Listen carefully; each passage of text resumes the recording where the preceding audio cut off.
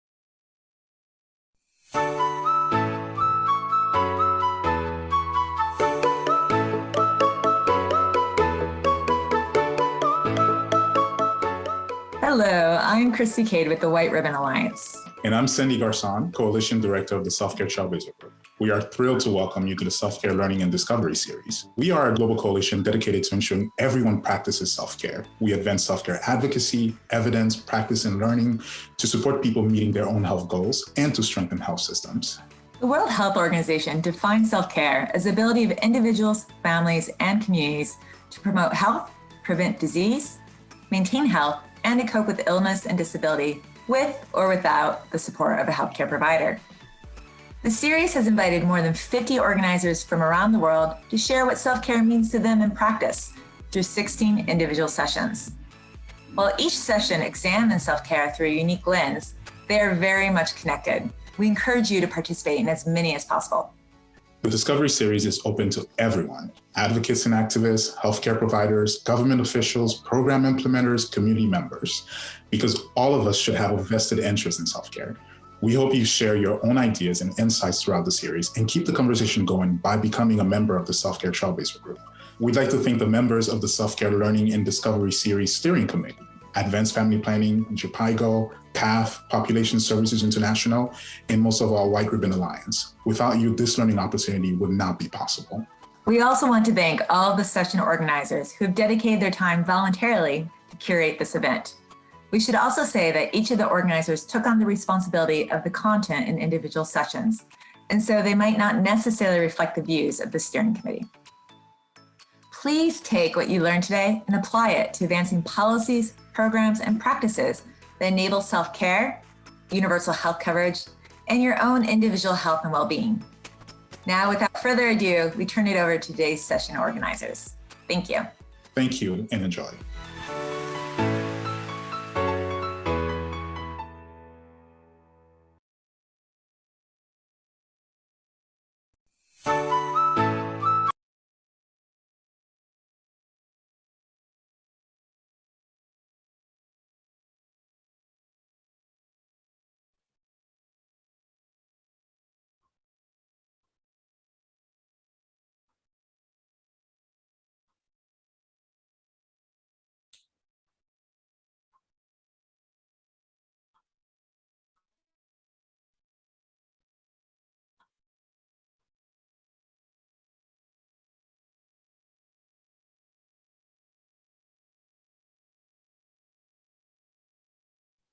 Maybe begin.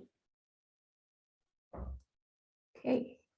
A very warm welcome to you all to the National Self-Care Guideline session here at the Self-Care Learning and Discovery Series. I am Dr. Lilian Sekawembe, dialing in all the way from Uganda, Kampala.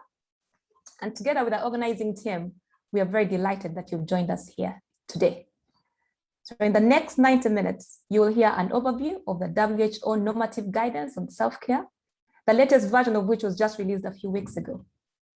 And you'll also learn about countries, how countries are adapting it to meet their country context and while placing individuals at the center of their health and the health systems as well.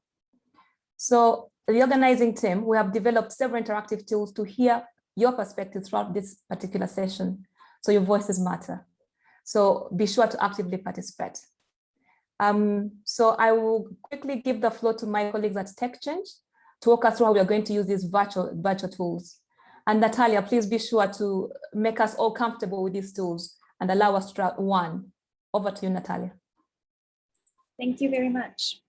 So hello, everyone. My name is Natalia Buchwald, and I am at TechChange, and we are going to walk you through today's session and the virtual tools available. So what I am going to test out is a wonderful icebreaker activity with you all. If you can navigate to the chat box and click the link, you will be required to log into our platform.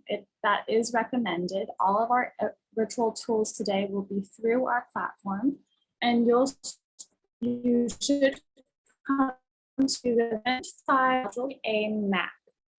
So we would really, really encourage you all to tell us where you're joining us from by clicking the pink circle that you see on the right in order to add your location. So for example, I am tuning in from Washington, DC. I'm going to click that, and there we go. And I am plotted on the map. It seems as though we have folks already coming in from Geneva, and we have Sierra Leone. Thank you. I can see you all live updating. New Jersey. Perfect. All right. This is great. So this is one of the many virtual tools we'll be using today, and you'll be able to follow along throughout the program using this link here. So there's one more announcement I would like to make. We do have interpretation services available. We have English, French, and Spanish. In order to reach that, there should be an interpretation icon on your Zoom toolbar. It looks like a globe. If you not see the globe, then we recommend you press more, the more option, and there should be an interpretation option there. So please select the language of your choice. So thank you, and yeah, back to you, Dr. Lillian.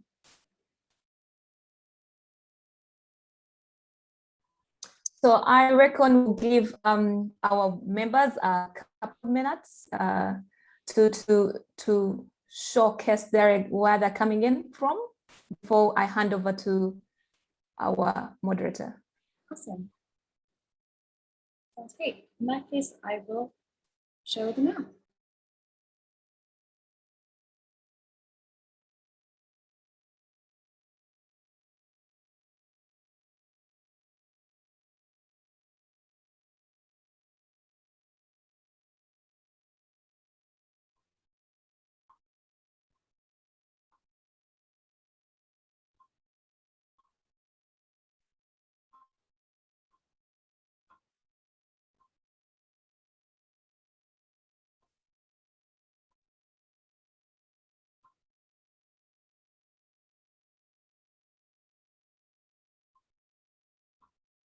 Natalia, maybe you give us instructions once again as we quickly go through this.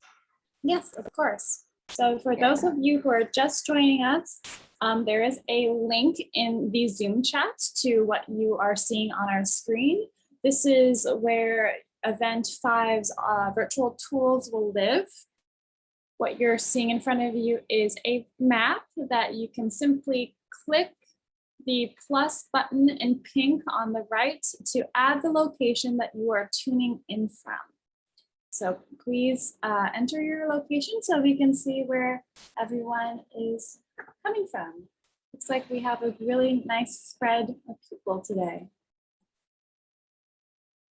And one more announcement about interpretation. We do have interpretation services available. We have English, French, and Spanish. So if you would like to choose language of your choice, you can navigate to the Zoom toolbar and there should be an icon for interpretation. And if you do not see it, we would like you to press the More button, and under the More button, there should be interpretation. Thank you. Thank you very much, Natalia. I can see that we have representation across the world. I see people coming in from the US. I see people from Asia. I see a lot of people from Africa, and I know we have a team joining us from Australia. So this is very exciting to see. So once again, a very warm welcome to everybody who's joining us today. So, and with that, I'm pleased to hand over the session to our moderator, Manjwala. She needs no introduction really, but I'll give one anyhow. Manjwala is a scientist at the World Health Organization in the Department of Reproductive Health and Research, including the UNDP, UNFPA, UNICEF, WHO, and the World Bank Special Program of Research, Development, and Research Training in Human Reproduction. She oversaw the development of WHO's Global Normative Guidance on Self-Care Interventions for Health, which was first released in 2019 and updated just the past month. So Manjwala, the floor is all yours. Over to you. Hi, everyone. Thanks very, very much for the introduction.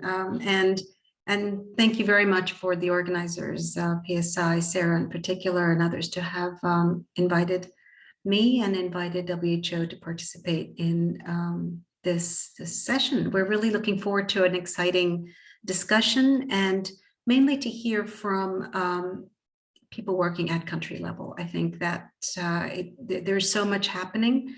And yes, the guideline, the development of the guideline is one part of that, but how it's being rolled out at country level and the challenges and the opportunities that still exist is something that's really going to be exciting. And we're looking forward to hearing from colleagues at regional and country level.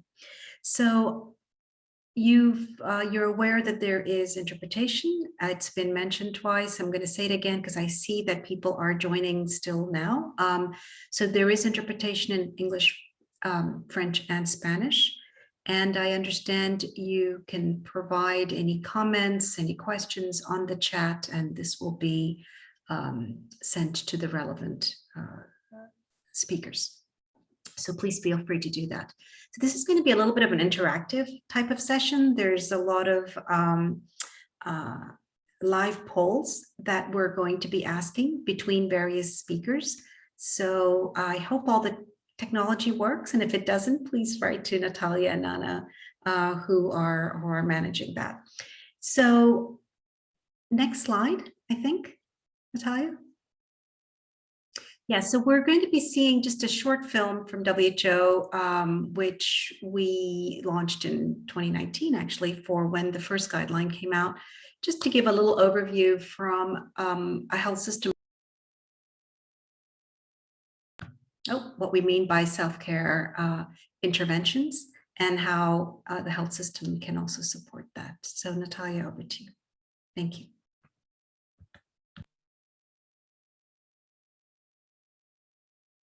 For all requires a fundamental transformation in our health systems.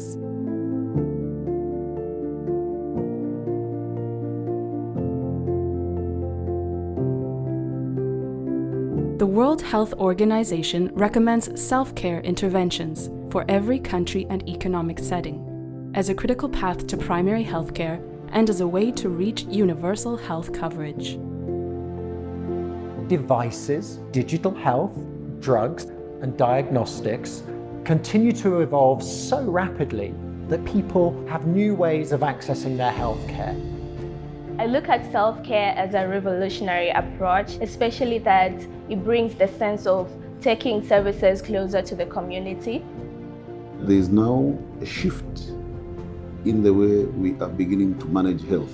Self-care does not replace the healthcare system. It is the ability of individuals, families, and communities to promote and maintain health, prevent disease, and cope with illness with or without the support of a healthcare provider.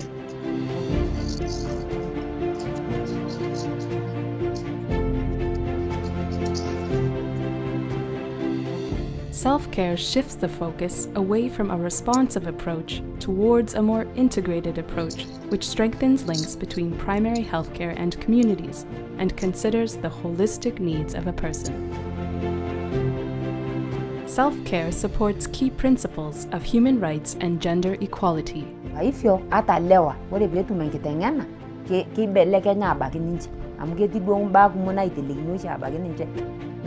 In 2019, the WHO published guidelines on self-care interventions for health, with a focus for this volume on sexual and reproductive health and rights.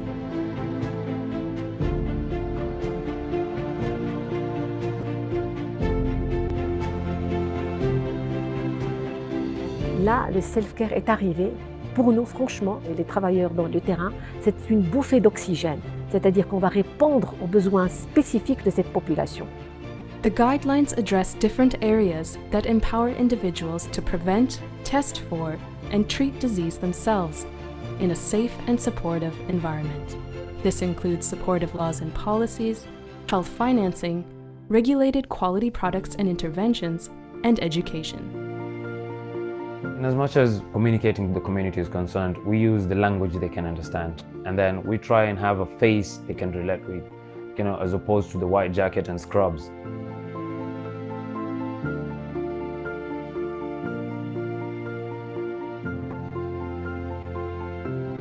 When there are effective, integrated health systems and supportive legal frameworks, self-care can offer new possibilities. Muchos ginecólogos, psicólogas, parteras, enfermeras se juntaron a tener una relación médico-paciente más horizontal y salir un poco del modelo hegemónico y darle herramientas a la mujer para que ella pudiera tomar sus propias decisiones. The self-care work is the first line of defense on all health-related issues. When individuals are given the opportunity to become active agents in their health, not merely passive recipients of health services, their health outcomes improve. Self-care can pave the way towards universal health coverage and a world where everyone is able to realize their right to health.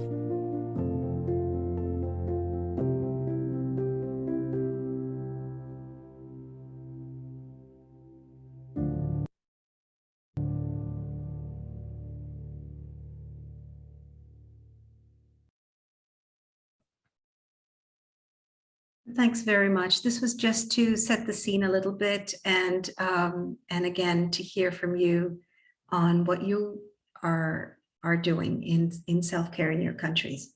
So the next slide, I think I'm just going to give a very, oh, nope, we're starting again. There we go. So we, as you heard, we published the first guideline on self-care interventions with a focus on sexual and reproductive health in 2019, in June 2019 to be precise. And since then, you know, COVID, of course, has affected all of our lives, and the role people are playing in their own self-care and the expectations that we are placing on people in protecting themselves and protecting their families, and in protecting health workers as well, is something that has increased dramatically since the publication of this guideline. And so we have already updated, expanded the scope, and published the new guideline in June 2021, so last month. And this guideline is called the WHO Guideline on Self-Care Interventions for Health and Well-Being. And as I said, we've expanded the scope. It includes sexual and reproductive health and rights, but also non-communicable diseases, infectious diseases, and other areas, including training for health workers, and several other recommendations and sort of good practice statements during COVID, beyond COVID, for various areas of health. Next slide, please. But the framework, that we initially developed remains the same. Can we go back to the previous slide, please? The framework we developed remains the same. It is really about placing the people at the center of this work. And I'm really delighted that actually the title of this webinar is about placing individuals at the center. So it is about the self-care in order to improve health and well-being, putting the needs and the priorities and the rights of individuals at the center, and acknowledging that they're accessing healthcare, health information, and anything related to health in places that are beyond simply the formal health facilities, whether it's to digital means, whether it's through over-the-counter at pharmacies, whether it's through caregivers and traditional medicines and in their homes and their communities. People are increasingly supporting their health needs through means other than attending a formal health facility. But in order to do that, we do need that enabling environment. And whether the safe and supporting enabling environment does not exist everywhere, there are some elements of it that do, and that we do need to continue to strengthen so that people can access their health needs and health interventions, health products, diagnostic products and devices in a way that's safe and supported. And the accountability remains key, because it's not about handing over all the responsibility and accountability to individuals. It's about placing them at the middle, supporting them, and remaining accountable, whether it's from a health system perspective or from the donors, from the governments, from the private sector. So the framework is still very valid. It will continue to be updated. This is a living guideline. As new evidence comes in, this will continue to be updated. And a few of the links that we have from WHO are noted here. There's a health topic page on self-care interventions where you will find a lot of resources. The guideline, the new guideline, the 2021 guideline, is the link is here. We also have an interactive web-based version of the guideline where we welcome your feedback and input. There's a tab for that, so please do send us your feedback. And we have a community of practice as well, which includes conversations in all of the 6 UN languages, and the self-care video, which you've just seen. So without dwelling on this too much, I'm really excited to hear from our WHO colleague in Nigeria, Dr. Ojo. And Dr. Ojo, this is, as I said, this is going to be an interactive session. So we'd love to hear from you on, how did you contextualize the global guideline on self-care interventions to the local country needs in Nigeria? And we, before we hand over, Natalia, I think we're going to do a quick test poll question about whether or not self-care is important for achieving UHC. This is really for you to become familiar with this poll, online poll that we have, because you're going to be asked various other questions after each of the presenters. So Natalia, if you could just walk them through on how this can be done. I think you just answer the question and submit. Of course. So you should see a poll that popped up. I see a lot of you have already answered. Thank you for that. During this session, we'll have many of these polls, so you can interact with us live. And we ask that you answer as quickly as you can, and then we'll give around 30 seconds to a minute to gather responses, and then we'll show you all the results. So I'm going to end this poll in around 15 seconds. It looks like the majority of you have already voted. We're just waiting for some more. And I'll be closing it and handing it back. So thank you all for participating, and I hope you keep participating in the rest of our polls today.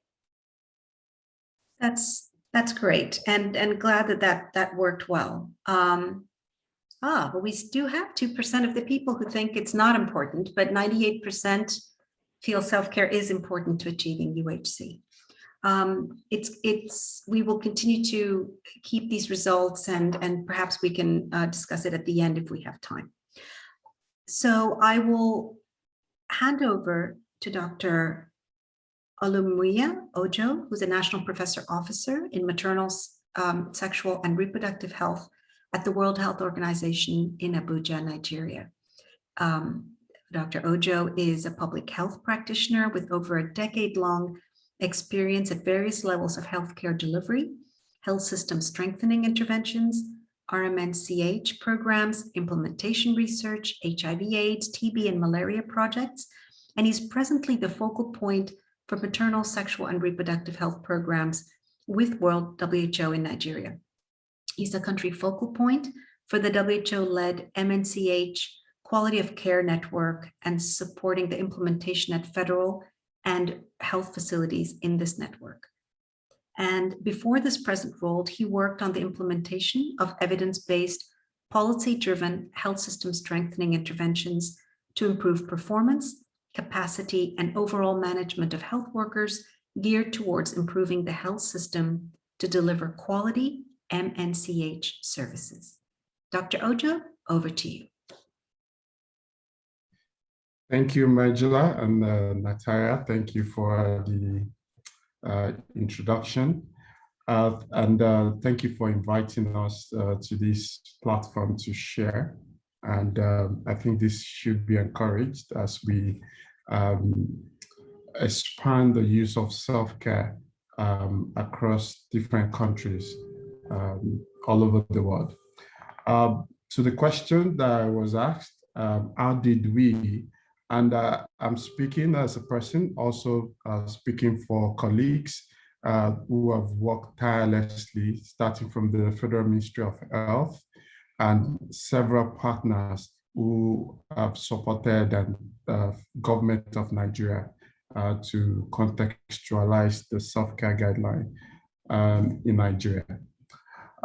So I'll be talking briefly about experience, and others will also talk about what we are doing now to expand the frontier of self-care interventions in Nigeria. We believe that the self-care guideline is a veritable tool for achieving universal health coverage, especially for SRHR interventions in Nigeria. Nigeria with a huge population of more than 200 million people, and with issues with access to the conventional healthcare facilities, issues around equity, health disparities, and also overworked or overburdened health systems in most cases. So self-care intervention was very, very important in Nigeria. And the further impetus to adapt this guideline was also the COVID-19 pandemic, where we had lockdown measures and people cannot easily access services. The community structures came up strongly as the best source of people receiving services. So basically in Nigeria, the journey started sometimes in 2019 when WHO released the guideline, and we had a regional dissemination meeting, which some of us from Nigeria took part in it. And then in January 2019, we had a consultative forum. Just to say that it's not all rosy. We still have some people who have concerns about self-care, but the several consultations that we had that was led by the Federal Ministry of Health helped to create new champions. And the consensus was that Nigeria should adapt the WHO Consolidated Guideline.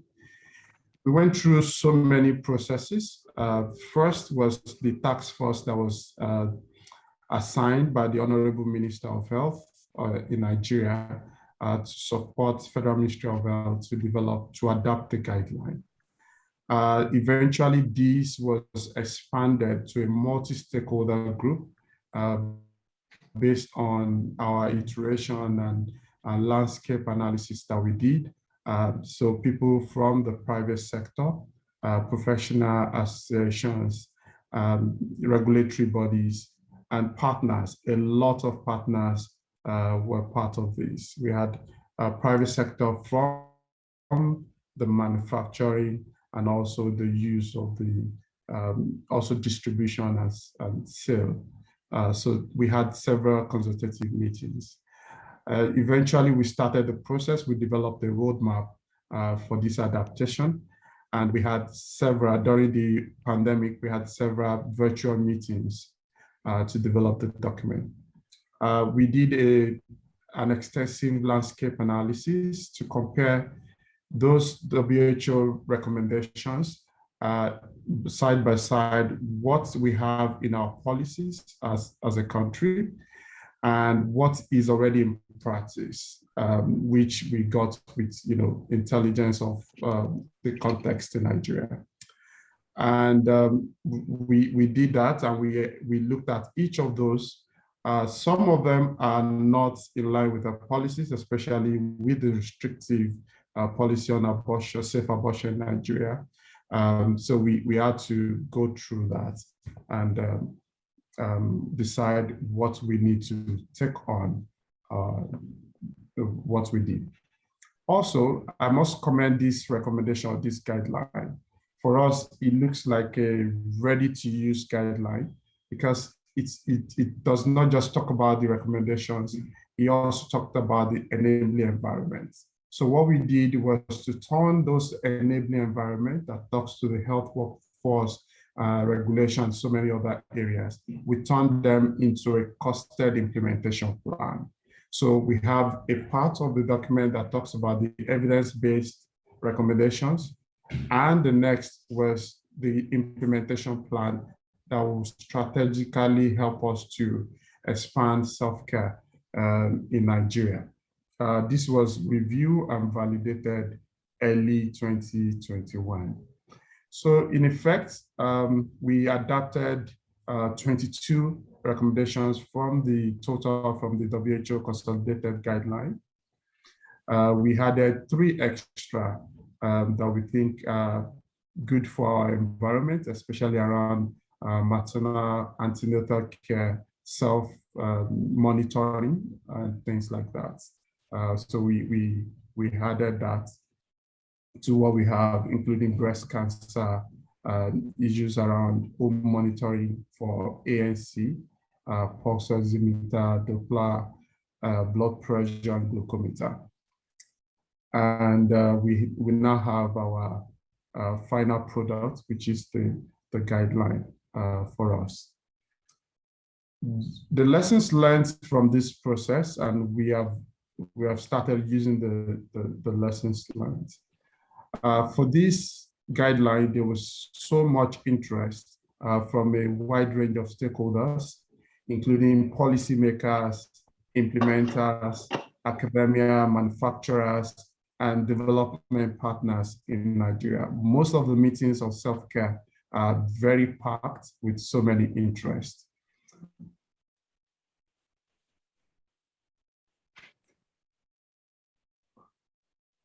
We also had already policies that we had in place already. The tax shifting and tax sharing policy was a go-to document.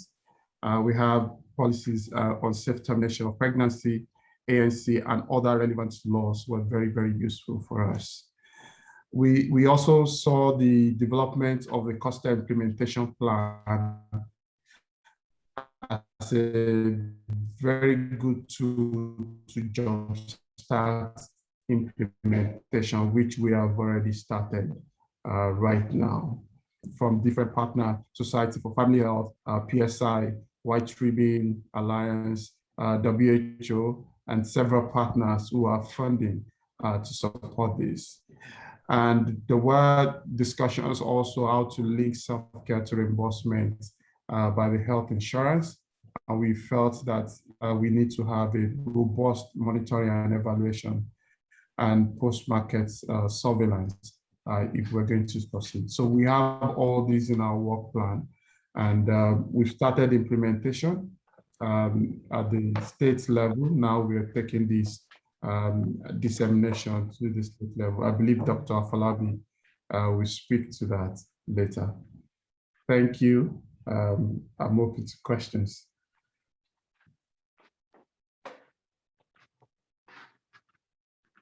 Thank you so much, Dr. Ojo. We have time for perhaps one or two questions. If you could type your question in the chat, or let us know. Let me see. There's questions coming in. We'll wait a few minutes to.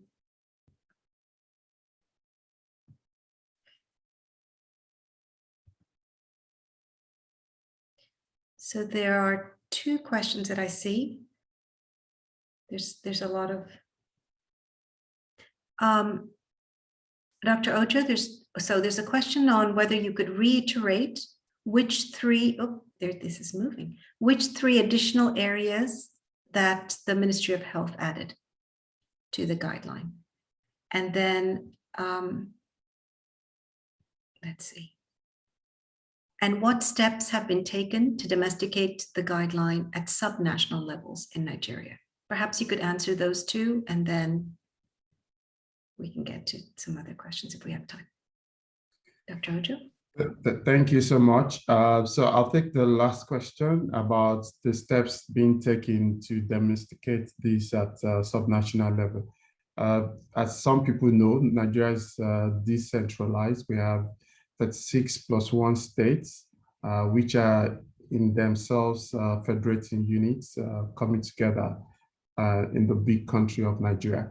So the step that is being taken by the Federal Ministry of Health with support from partners is to take dissemination of this guideline to some of the states. And those states were carefully selected across the country. Right now, we have 13 states where we're going with high-level advocacy.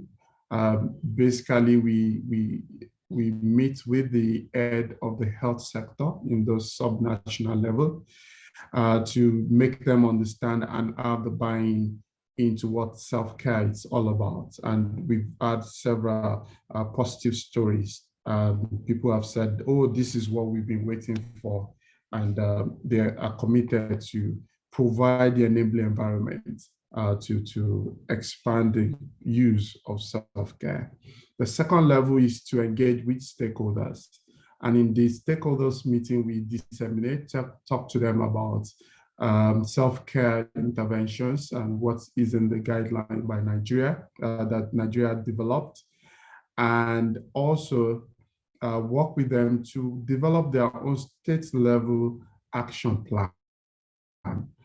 It's essentially the responsibility of Federal Ministry of Health is to develop evidence-based guidelines and policies, and then the state implements. So that's what we are doing for states to come up with their own plans to create enabling environments for implementation. The second question, I'll just go straight to read the new additions. There are actually 5 new recommendations, pardon my error. The first one is self-application of thermycin eye ointment, which we already have in practice and in some of our policies already. Second one is community-level distribution of misoprostol for prevention of postpartum hemorrhage. Like you might know, we still have a lot of people not accessing skilled birth attendants in our health facilities. So this is to prevent death from postpartum hemorrhage. The third one is the recommendation on home monitoring gadgets for ANC. I mentioned this. We have people who are able to buy fetal Doppler monitoring gadgets, pulse oximeter, blood pressure, and glucometer, especially for women with gestational diabetes and also pregnancy-induced hypertension, so they can continue to monitor themselves.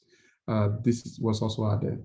The fourth one is health education on early initiation of breastfeeding and immunization.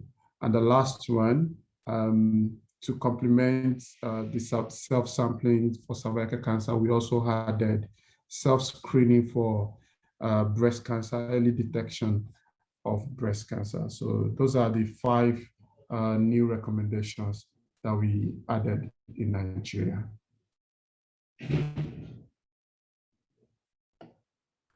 Thank you so much, Dr. Ojo. I think we are, because of the time frame, there are a couple more questions, but I think because of the time frame, we'll move on, and then we can perhaps come back if we have time towards the end for some of these questions. And thank you so much for your concise presentation and the tremendous work that's taking place in Nigeria. Just to perhaps add that some of these recommendations that have been added to the national guidelines are now in the second global guideline from WHO. So for instance, the blood pressure monitoring and the blood glucose monitoring during pregnancy is included as new recommendations in this in the 2021 guideline. So perhaps now over to our next speaker. We have Dr. Kayode Afolabi, who's Director and Head of the Reproductive Health Division at the Federal Ministry of Health in Abuja, Nigeria. Dr. Afolabi is in the Reproductive Health Division of the Federal Ministry of Health, and he has 30 years of experience in the field of reproductive, maternal, newborn child, and adolescent health in Nigeria. He also served the Oyo State Government of Nigeria as Honorable Commissioner of Health, and currently Dr. Afolabi provides leadership in sexual and reproductive health system strengthening, government policy development, and the development of humanitarian program coordination in RMN-CAH towards improving health of mothers, of adolescents, and children under 5 in Nigeria. Dr. Afolabi, over to you. Thank you very much, and greetings from Nigeria. I must thank Dr. Olumiwa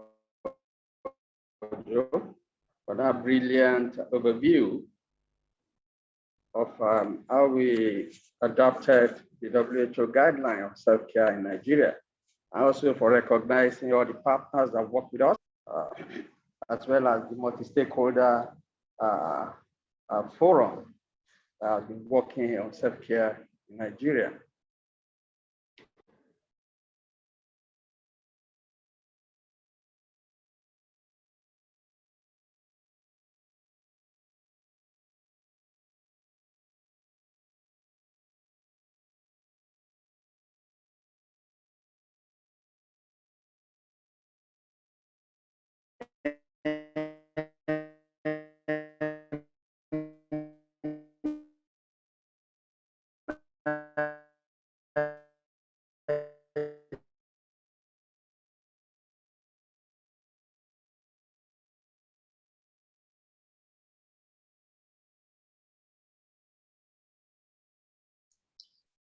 It seems we are experiencing some audio connection difficulties, so please stand by.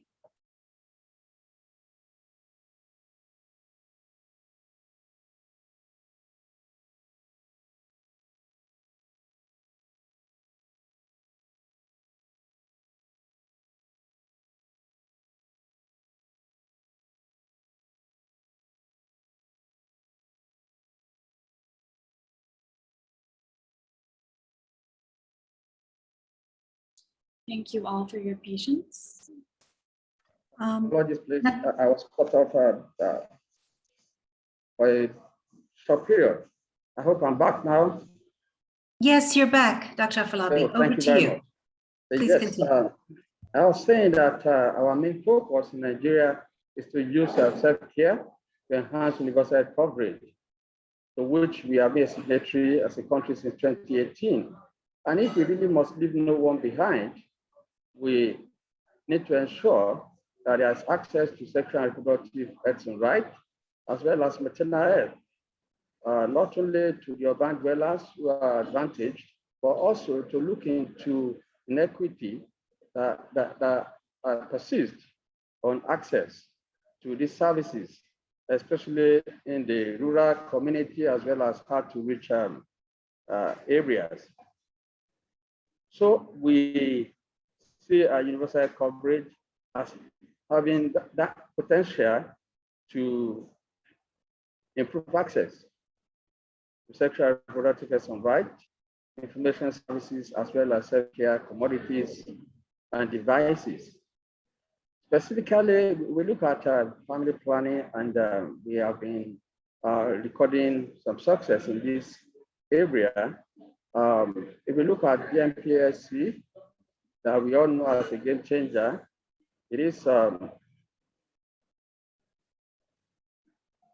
contraceptive method mix that gives a lot of autonomy to women on their reproductive and sexual health, with the opportunity of self-injection, which we have started to roll out since 2019 in Nigeria. And so we're using self-care guideline to further drive the access as well as uptake of DMPSC. Refill can be done at the community level. The same thing with other contraceptive method mix, especially the oral contraceptive pill, as well as barrier methods, including male and female condom. And on maternal health, we are hoping to have improved self-awareness with implementation of self-care guidelines in Nigeria. And I strongly believe that this will enhance health-seeking behavior of our pregnant women. In fact, the whole community, as well as health promotion activities. Dr. Ojo mentioned that in Nigeria, the maternal mortality is high and access to healthcare delivery will be very poor. The same thing reflects on antenatal clinic attendance by pregnant women. So with self-care, we're hoping that we have improved utilization of antenatal care, as well as supervised delivery by skilled birth attendants. And hopefully postnatal care, which is also poorly attended, will also improve. So we strongly believe that self-care will enhance that linkage between the community and primary healthcare services. I'm happy that Dr. Joe talked about self-sampling in relation to human papillomavirus. We hope that self-care will really help us to improve on our cancer control program. Not only cancer of the cervix through the self-testing or self-sampling of human papillomavirus, which is the main causative agent, but also on cancer of the breast, because we are promoting self-examination as a component of self-care. We also hope that to be able to combat sexually transmitted infection using self-care to create awareness and supporting early diagnosis and treatment. And when it comes to integrating messages of self-care into various social and behavioral change, we are looking at a situation where community outreaches will be embedded with messages on self-care, and this will promote all that I've said earlier. Then the use of digital technology to offer information and provide discussion forums for self-care across life course is another important area that we know will be strengthening our health system and also enhancing universal coverage. So we'll be leveraging on digital technology to ensure that service points are available and accessible. And finally, we hope that implementing self-care across all the states in the country and the Federal Capital Territory is strengthening community level data return. Data return has been very poor at the community level. And unfortunately, this has been affecting our use of data for decision making. So with a lot of awareness through self-care implementation, I strongly believe that data return at the community level will also improve. Dr. Ojo mentioned very succinctly the approach we use to adopt a self-care guideline in Nigeria. And I just want to talk for a few minutes on the role of sectors outside health. After the first consultative forum meeting, which was limited to healthcare providers, for us to determine the roadmap for the country, we subsequently expand the task force the Honorable Minister of Health approved for us to use as a think tank to include actors from outside the healthcare system. And this essentially included the community leaders, private sector, the youth, and the civil society. For the youth particularly, they have made it very clear that we should do nothing for them without them, which of course we all agree with, if we really must move far by improving their access to health and respecting their right to health. So they were also well included.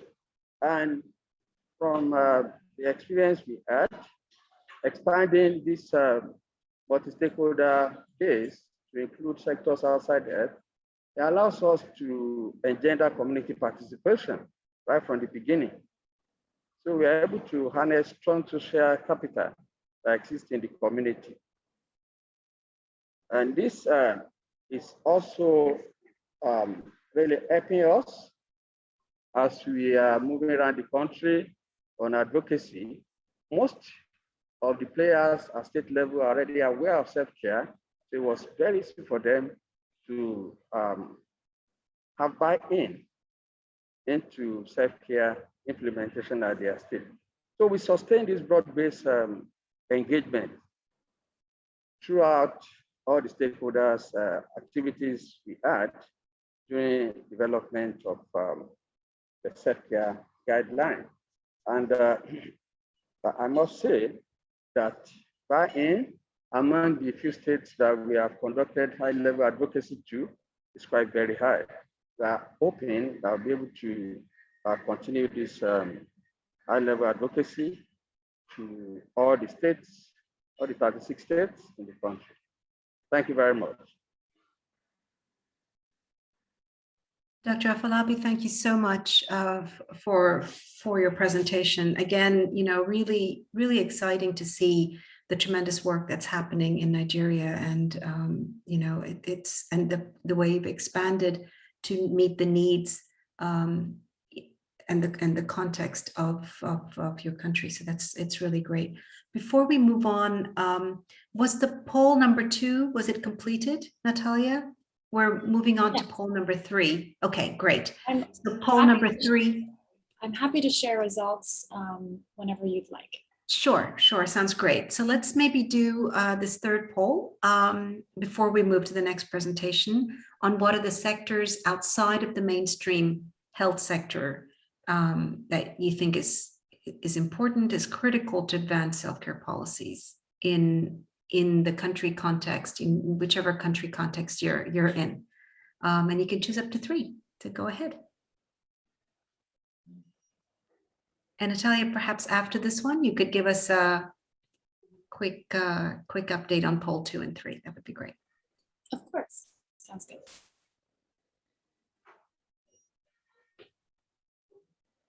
So it looks like we have about 35 of you responding, and the number is growing. Please enter your answers. And I will end this poll in about 20 seconds.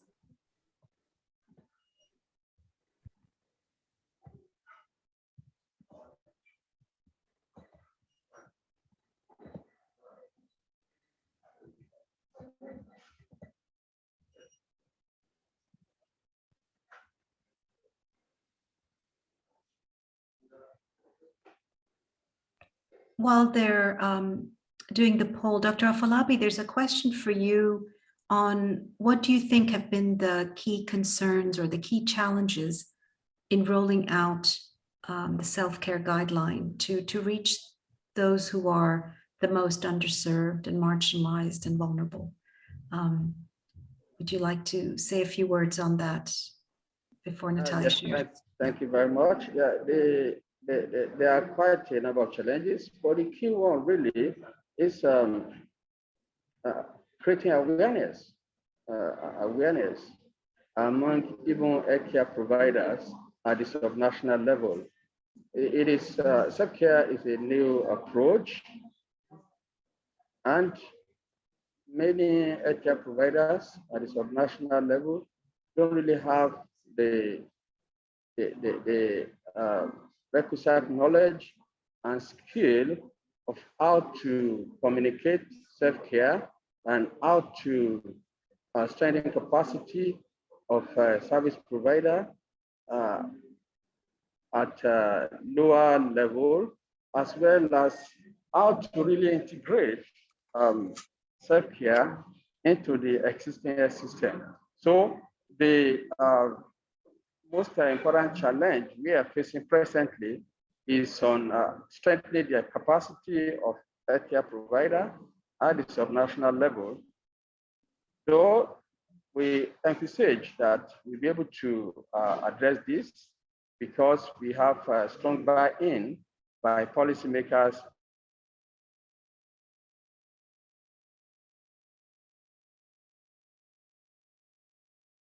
building.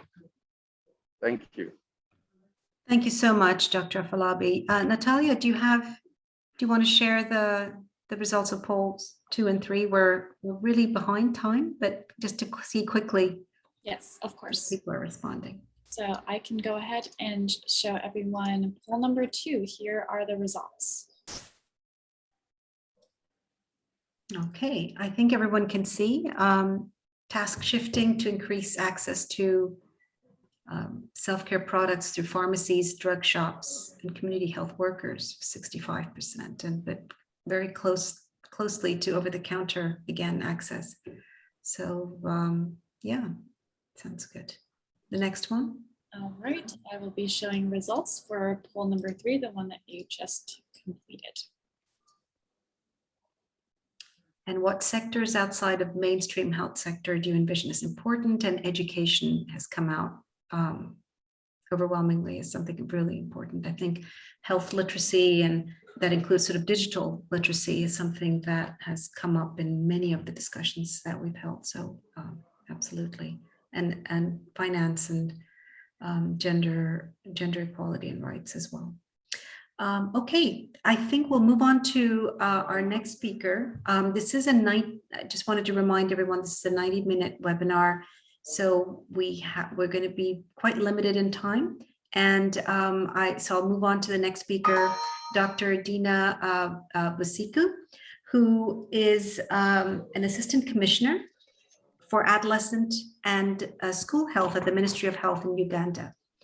And Dr. Busiku, Dr. Nakiganda Busiku believes in empowering and supporting adolescents and young people to reach their fullest potential in life and believes that self-care is one of the many ways this can be done. She's a public health specialist from the University of Sydney in Australia and the current chair of the Uganda National Self-Care Expert Group. Dr. Nakiganda Busiku, over to you. Thank you very much, and I'm excited to be here for this meeting. And our experience in Uganda has been really tremendous. Of course, learning from Nigeria and the WHO guidance. And Uganda has adopted a two-pronged approach of developing the national guideline for self-care interventions for SRHR. And that is, firstly, we did a general development of the guideline, of course, looking at all existing literature.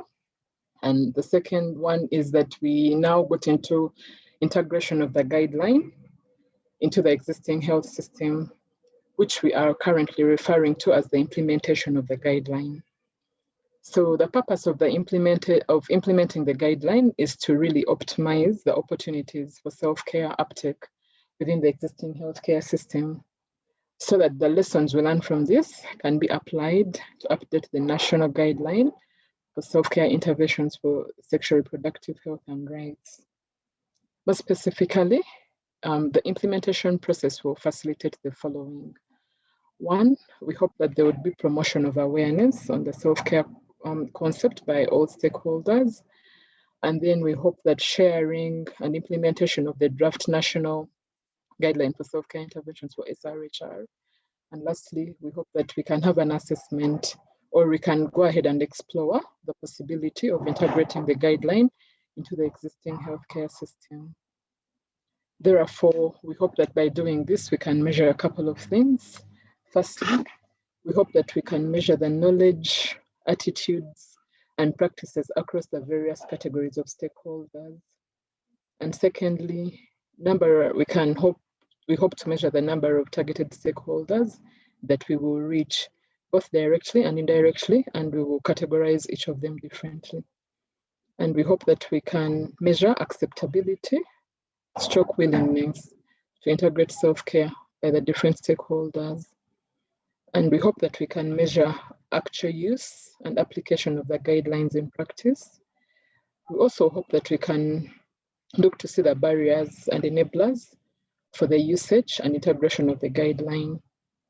And lastly, we hope that the number of targeted stakeholders using the self-care guidance can be actually realized through our measurement processes.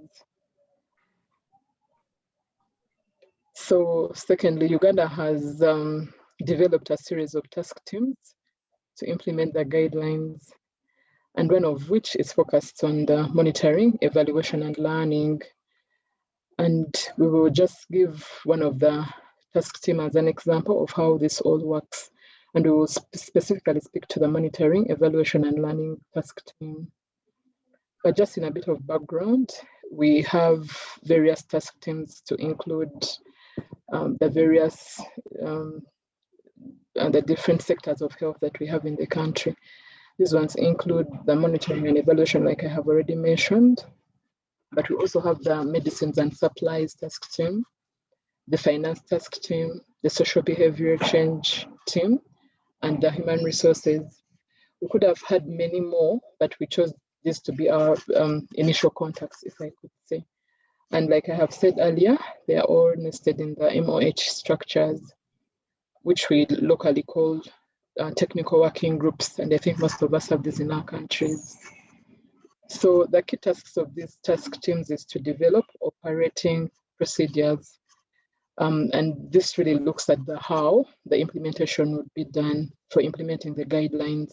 And also they would give us guidance during the implementation stage.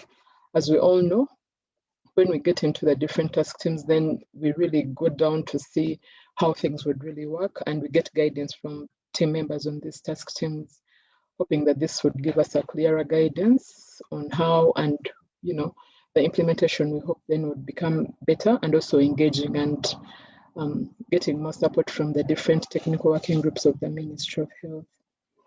So the male task team specifically was constituted to develop a measurement framework and to develop the various measurement tools which we will pilot, and then we will use them to measure self-care.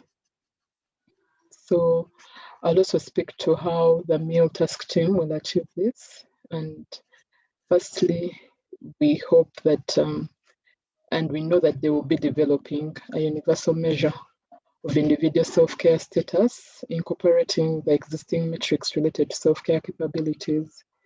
They'll also measure patient activation and exposure to common lifestyle risk factors.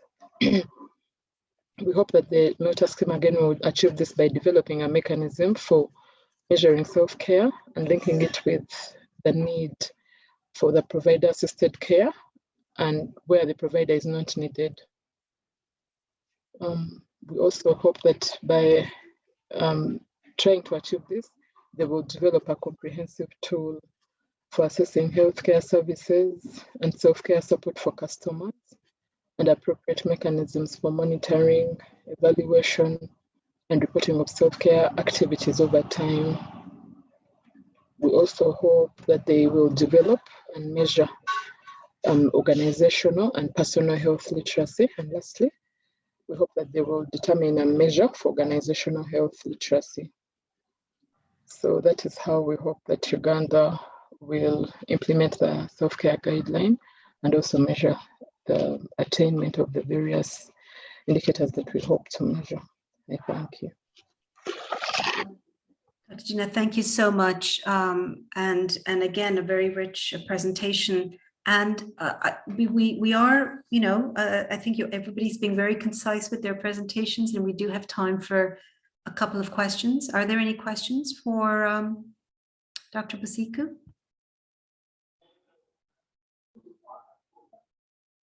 If not, perhaps we could do the poll related to this presentation. Natalia, this is on, there are many elements of measuring self-care which were referred to. And which of the following measurements do you think is a priority in your country? There's several measures, you could put up to 3, I think, or you can add in others. Which ones do you think are important? And while you're also answering the poll, if you have any questions for Dr. Basiku, please type it into the chat.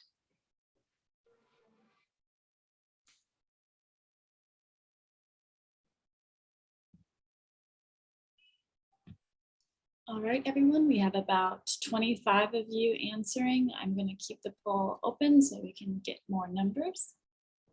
Thank you.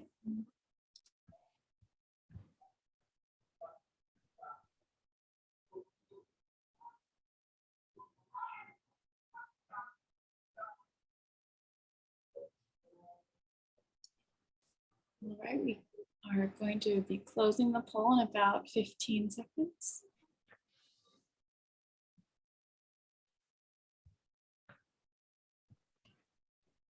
There's a question here, I think it's a general question about diagnostics being a problem, and how do you ensure that there is no miscommunication around self-care?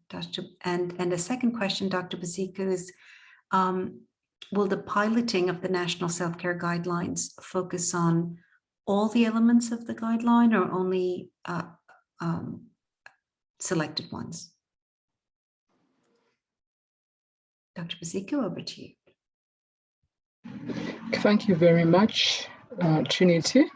And we hope that the piloting of the National Self-Care Guidelines will focus on all the elements of the guidelines.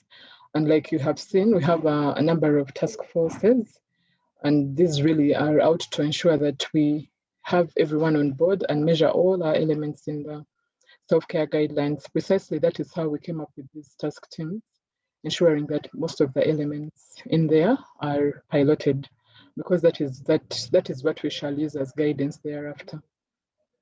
And then the first question was about, let me just read it here. Diagnostics is a problem. Yes, the more of the, it's a general question that was said about diagnostic being a problem and about ensuring, correct communication so that there's no miscommunication around self-care. Well, I'll give that one to someone else to answer because it's really general. Yeah, okay. Yeah, I think the whole issue of miscommunication around miscommunication in general around health and around self-care can be a problem. And maybe we can get to that in some of the next presentations. Natalia, do you have the outcomes of the poll? Yes, I can go ahead and share the results.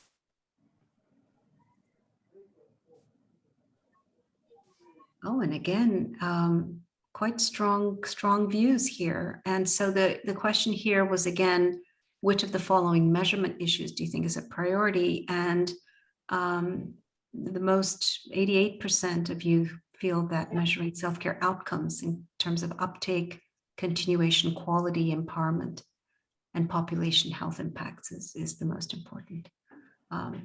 And so, okay, so we will keep all of these results and we'll move on to the next presenter. And the next presenter, I'm delighted, is my colleague, Dr. Olive Sentembwe Mugisa from the WHO Country Office in Uganda. She's in the Family Health and Population, she's a Family Health and Population Officer, and her major responsibility relates to reproductive and maternal health, including mainstreaming gender and the health of elderly populations. She works with the Ugandan Ministry of Health to support policy, guidelines, and evidence-based program implementation, monitoring, and evaluation. She therefore covers a lot of ground. Olive, over to you. Thank you very much, Manjula, and all the organizers and all the colleagues who have made this possible. I think my responsibility in this platform is to look at how our guidelines are addressing vulnerable populations, humanitarian settings, people with disabilities, and all that kind of activity.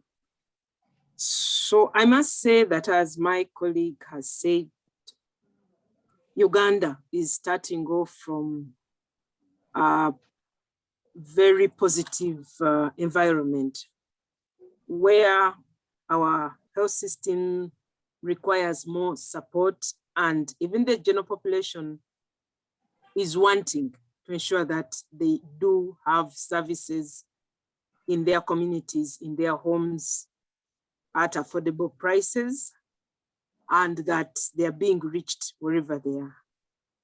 As you realize, Uganda is also one of those countries with the heaviest refugee population, and therefore for the Uganda government, we are already working with a number of partners to make sure that those humanitarian settings are really being prioritized and being addressed. And apart from ensuring that the refugee settlements have things like accommodation and food, the next prioritized area of work has been sexual and reproductive health issues, including HIV, GBV issues. And there are many partners working in this area. So as you've heard, we've had a lot of consultations during the development of these current national self-care guidelines. And we are starting off with a good public-private partnership program already existing in the country. Yeah, we are working with very many non-government organizations which are working on various population groups. And this gives us an opportunity to continue to consult and continue building capacity with all these players. Uganda has already a good village health team policy, which tries really to ensure that the Ministry of Health, communication, education reaches the village through these village community members. And the responsibility of these village health team members is to provide accurate information related to health. So we believe that this is another team that is going to be very useful if capacitated to continue with some of the work they've already been doing. A lot of work has been done by the village health team members to educate and provide services in different districts in the country. We are also having a country which is promoting self-help groups like women's groups, male action groups, and very important young or youth serving organizations, which are also trying to reach out. And it has become even more important around this time of COVID-19 pandemic. So starting really last year, there has been an increased awareness and an increased need and demand by the communities to have services reaching them wherever they are, especially now that they are locked up. In this way, various organizations like religious, cultural institutions have come in, and so they will be supporting these very important guidelines. But we need to build capacity, we need to advocate and ensure that all the levels that need to come together, that need to implement, and therefore we can measure what is happening, are actually brought into perspective. Additionally, you know, we also even have human rights bodies which are looking to ensure that services are implemented in communities and families are accessing services at costs which they can actually afford. So it becomes important for us to appreciate that we have also been talking about what will it take us to implement these guidelines. Who is going to shoulder the costs as we get down to even reaching those specific groups for whom some of them are already being supported, like the humanitarian settings have a reasonable amount of resources. And as I said earlier, a lot of sexual and reproductive health, GBV, HIV interventions have already been introduced in these communities without any preferences because they are part of the national health system. If you look at, for instance, the interventions we have chosen for family planning, for HIV, like condoms, self-testing, oral contraceptives, DMP subcute.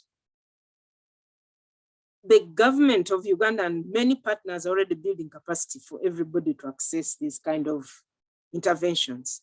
And there are already pilots on how, for instance, women themselves can inject themselves with DMP subcute, in addition to other family planning methods like the psychobeads, things which women themselves can take control over, and they can actually go to private pharmacies, drug shops to buy these things. The Uganda government and partners are supporting such programs in the country where we are building capacities of pharmacies, of private institutions to be able to have these supplies, and they can actually give them when those people who need to use them, whether men or women or young people, come to ask for them. So once that capacity of the private practitioners and private institutions has been built, we believe right now, especially at around this time, it should be easier and we should be seeing more people accessing these institutions to access these interventions or commodities or supplies. Our guidelines do need us to specifically ensure that all the interventions laid down in antenatal care services look exactly the same, whether you're in private practice or you are in the PNFPs or you are in the public institutions. So, and there's things like RDTs for malaria, iron and folic acid, mosquito nets, those are not discriminatory to anybody, and there is an effort to increase this availability to all who can access services at any one service point.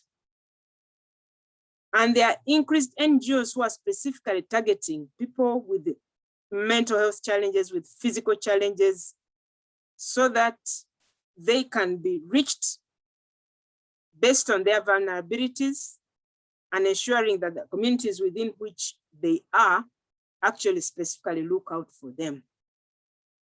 So we believe that the pace at which we move to engage, to serve people with various vulnerabilities, people with various socioeconomic challenges, and those with specific needs based on their gender differences or needs or socioeconomic needs, is going to be at the same rate, like almost the speed we are moving in the general public service delivery.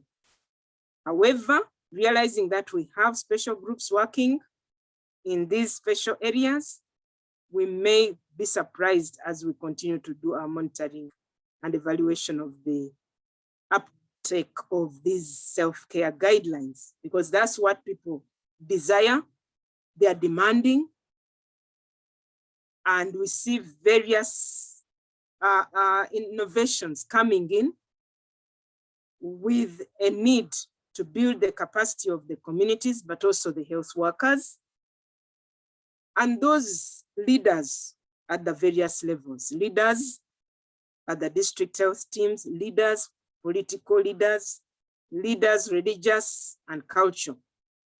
We've realized that it's going to be critical for us to build this capacity until the level we can reach down to that man, woman, young person who need to be very acutely aware and knows where to access self-care interventions. And so we have also engaged our communication department to ensure that they are pushing out, churning out messages that encourage this awareness to happen, that encourages people to seek for guidance and help where they can find it, and engage those people who can support these services, which are so much wanted. There are those which are still not so easy to even discuss because of our restrictions, like the abortion prevention, management of unsafe abortion. But even within there, we are still working within the 4 prongs of the normal prevention, using contraceptives, of information, getting out there to the young people and ask them to abstain. So there is something, even in that rather restricted area, which is going on. And it is also going to depend on how much government and partners are working around post-abortion care services. And the information that gets out to the community is based on what is acceptable. We are engaging a lot with the national medical scores and regulatory body for medicines coming in, so that many of what we need, many of the commodities and interventions that we need are actually brought in the country so that capacity can be built for their use. I believe this is what we are doing, and we are still consulting widely to see how more people can be brought on board, with a special focus on the needs of those who are not exactly like others. Thank you very much. Back to you. Olive, thank you so much for, and again, another excellent presentation, and you know, and highlighting some of the challenges and the work that has happened in Uganda. We do not have much time left, and we have 2 other presentations that are really exciting ahead of us. So we won't be responding to questions directly. If you do have questions, do type them in, and we'll have our presenters respond either during the other presentations or afterwards. We will get back to you. So I'm going to now hand over to Dr. Fawzia Assad, who's a country director of JPIGO in Islamabad, Pakistan. And Dr. Assad is a public health specialist with experience of law and management for over 20 years. And she studied medicine from Karachi, has a clinical experience in gynecology and obstetrics, and proceeded to work in a fast upscale environment of public health in various NGOs. And she's passionate about women's health and reproductive rights. And the move to JPIGO was a natural fit, from technical advisor to now director of the program's position. She's also regional mentor and JPIGO designated expert trainer. She works at both the technical and policy levels, and she believes in the volunteer work since her student life, and therefore is a member of the UN Reserve Force, recipient of American Presidential Award on Community Work and Women of the Millennium Award. And Dr. Assad, over to you to tell us about the work that's happening in Pakistan. Thank you very much, Manjulia. So I'm going to share some of the motivating factors and the potential barriers which we are foreseeing while planning and implementing the concept of the self-care, because in the context of Pakistan, this concept of self-care is comparatively new and nascent one as compared to other countries. So let me take you first to some of the motivating factors. So we have seen an interest to accelerate health impact where Pakistan has faced persistent barriers to health access due to gender inequity and also due to instability. There is an emerging interest among the population for new self-administered products like DMPSC, which is a self-injection device for family planning practices, and some of the best practices like breast cancer self-screening and use of technology like use of digital apps by young people. So there is a ground on which these guidelines can be built up and consolidated. Now, as you know, that a supportive environment plays a critical role in the context of the self-care. So, National Ministry of Health, Pakistan, has our RMNCAH working group, and with the support of Gates Foundation, they are planning to have a subgroup on the self-care. The intention of developing this working group is to support Ministry of Health at the national level to build upon the case of the self-care and to navigate the implementation of the self-care guidelines in which WHO is doing and planning some consultations to contextualize it for Pakistan.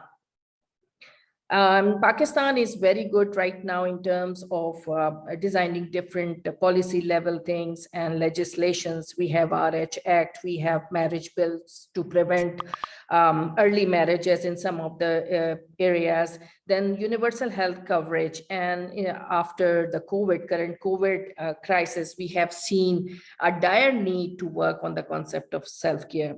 So everyone is quite convinced about the whole concept. The only thing is how to move on and how to plan the things. Now, the most important, I believe, motivating factor is more strategic investment is to invest on the youth. So right now in Pakistan, we are seeing 63% of youth bulge in the Pakistani population. And most of the Pakistan's population who is youth are now more convinced and conscious about their daily routine, about their health, and prefers to have convenience, confidentiality, and cost-effective means of getting health services. And for self-care, one need to have a positive thinker as well. So our youth is like more positive thinkers, and they acknowledge and logically admit and try to adapt such services. So these are some of the motivating factors.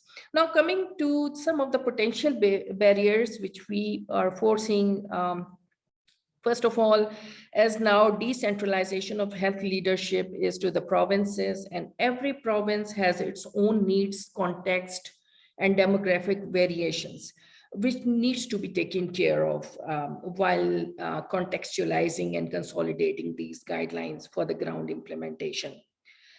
Opportunities not yet leveraged to isolate self-care interventions with greatest potential for impact in Pakistan, and use those to prove impact and garner interest for more self-care interventions. As you must be knowing that Pakistan is one of the countries where the literacy rate, especially among the female population, is comparatively low. So acknowledgement is about about recognizing, accepting, and understanding that Pakistani women have a health condition which requires them to take more control of themselves and to develop the skills and confidence for self-management of them. I mean, this is very important. So education is another factor which needs to be taken care of while designing these guidelines. Then self-care in Pakistan could be more likely, family care or a community care. Given the prominence of collective decision-making in households where husbands and mother-in-law play a larger role. Still sorting how to navigate this without compromising an individual's autonomy. If you ask me what are some of the best things we can take from other countries, which we have already done, lots of work on the concept of self-care, yes. So many of the things which are present in the current guidelines, WHO guidelines, can be taken very easily by the ministry, like the over-the-counter provision of emergency contraceptives and self-testing for pregnancy and self-management of the iron and the folic acid. Or the blood pressure monitoring and the blood glucose monitoring, self-monitoring. I mean, these are the straightforward things which can be taken easily by every province. But there are certain things for which they will need some evidence generation. And that's how we see the model of countries like Malawi, very good. And Uganda and Nigeria are equally good. And they have done a great piece of work. So this sort of evidence generation we are currently doing in Pakistan, in one of the province of Punjab, with the support of Gates Foundation, which is about the introduction of DMPSC, 3 months injectable contraceptive as a self-injection device for Punjab. So based upon the findings of this, then we can take these findings to the national level self-care working group, which can decide further scale up of this in different phases, in a phasic manner. And this is what we have seen in case of Malawi. I mean, taking the government on board from the very beginning to the implementation and then planning together for the scale up, I believe this will make a case for implementation, from development to the implementation of the self-care guidelines in the context of Pakistan. Thank you very much. I am available for any questions. Dr. Assad, that's excellent. Thank you so much.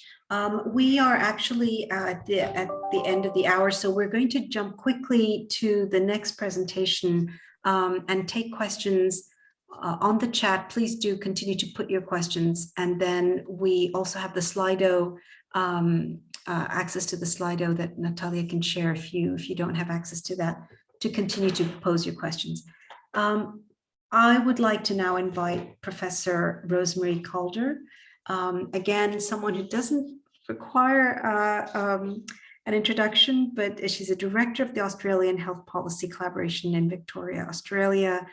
Professor Calder has worked in health policy for more than 2 decades and heads up the Mitchells Institute, the Australian Health Policy Collaboration, AHPC. Professor Calder, over to you. Thank you, and good evening or good afternoon, everybody. I'm going to speak very briefly about the work we've done from the Mitchell Institute to inform and influence health policy about the importance of self-care in all health policies. In the Australian context, self-care is not very well known. It's certainly not recognised as an important component of healthcare. And we began work with a wide group of industry organisations several years ago to look at what causes the deficit in understanding of the importance of self-care and what can be done about it. Could we have the next slide, please?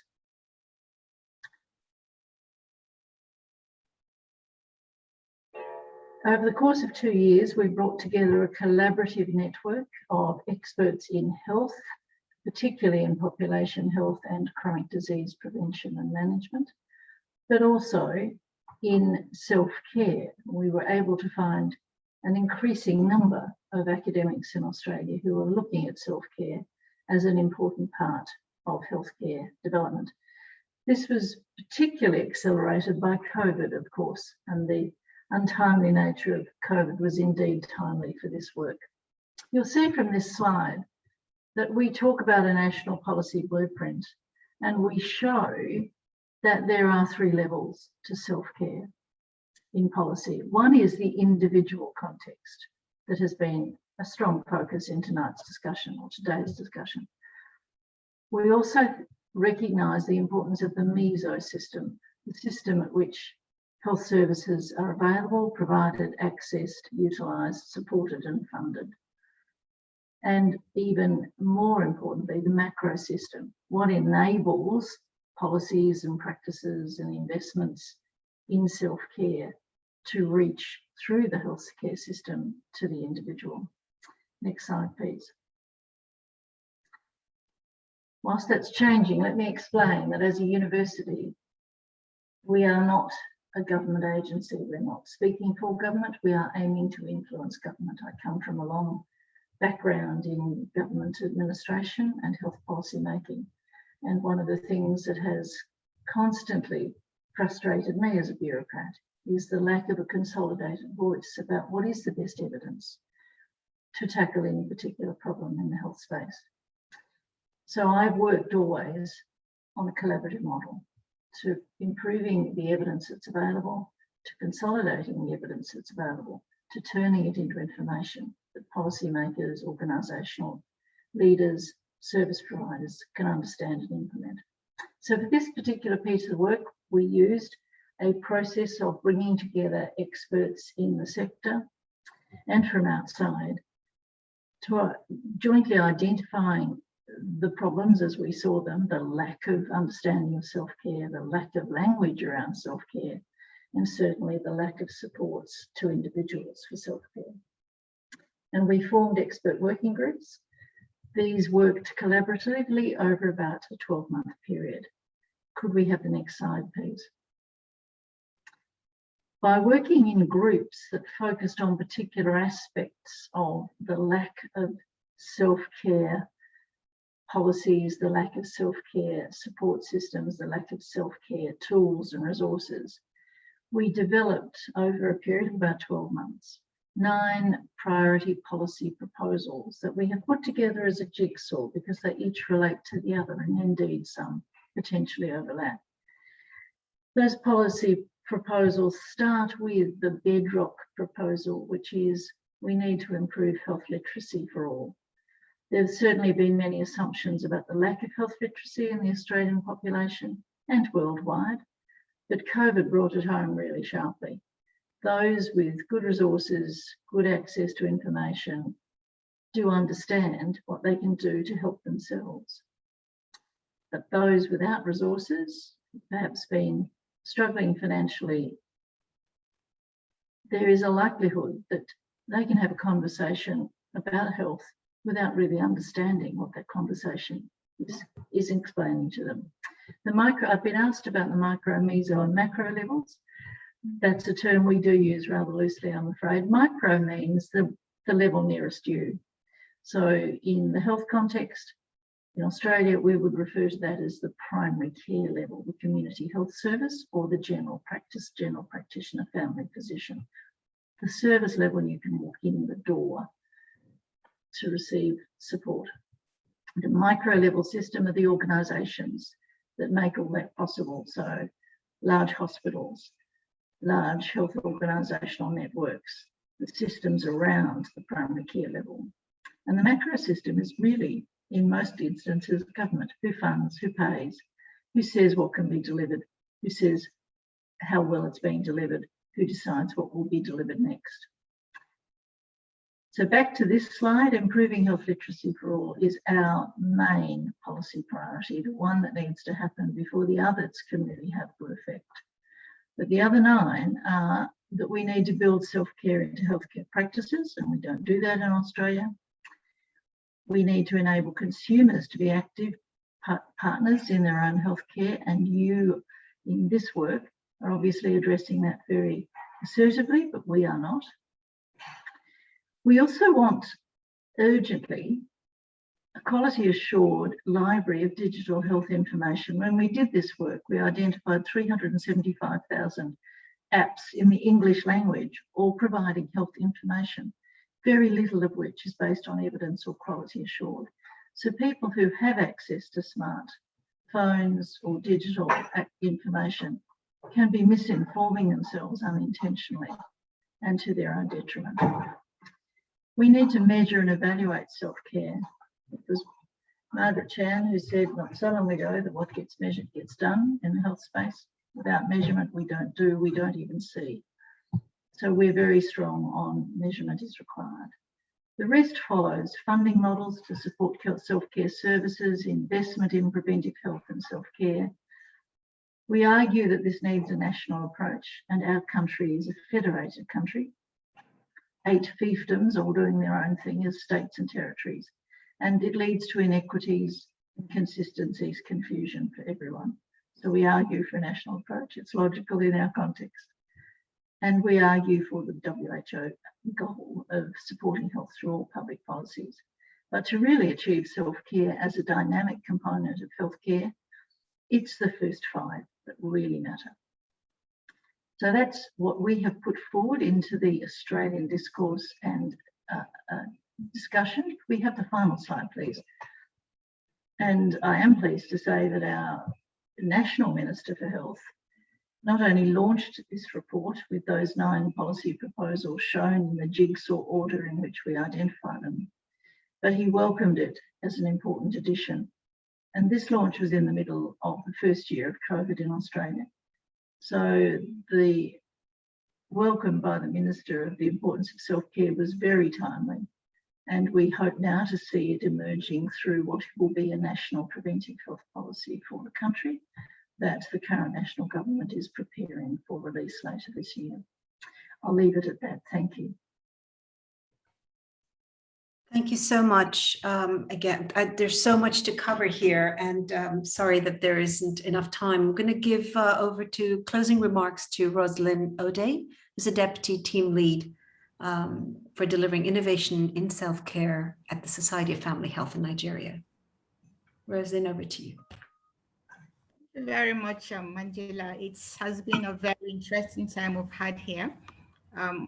Unfortunately, we didn't have enough time, but we will continue to interact with this discourse at other platforms. So right now we need to bring our session to a close. I just want to say a very big thank you to all our excellent speakers for sharing with us today your insights and experiences. I'm sure no doubt that some sort of blueprint have been provided for other countries in the process of developing their self-care guidelines.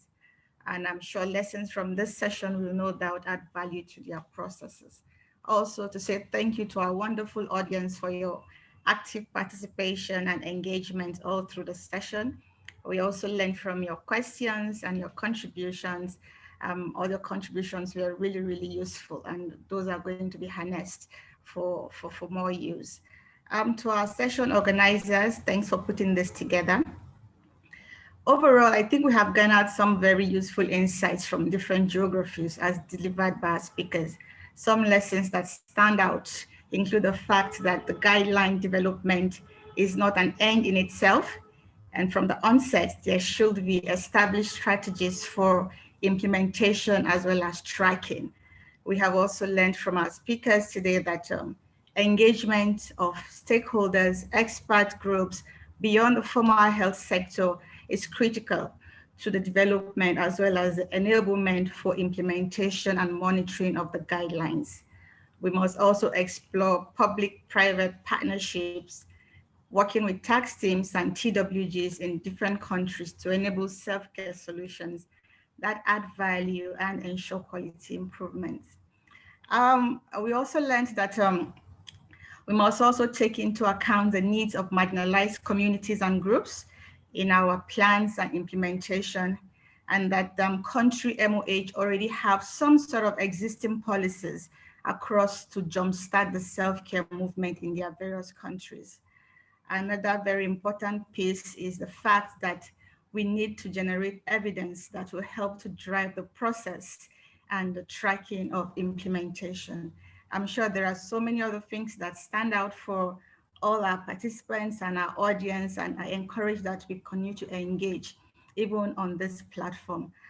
Just to say that all the documents referenced in the course of the session can be found on the SCALD platform and are available for your use. You can also reach out to speakers and organizers should you require additional information. Our contact will be on the SCALD platform as well. Lastly, we'll take a final evaluation. Natalia, do you want to share the link for that? I encourage everyone to take a few moments to share your feedbacks on the session. We would really love to hear from you to enable us improve in future processes as we continue to run this series. And that I'll hand over to Tech Change for that evaluation. Thank you and keep safe, everyone. Thank you, everyone. There is an evaluation link in the chat. Please click that and give us your feedback.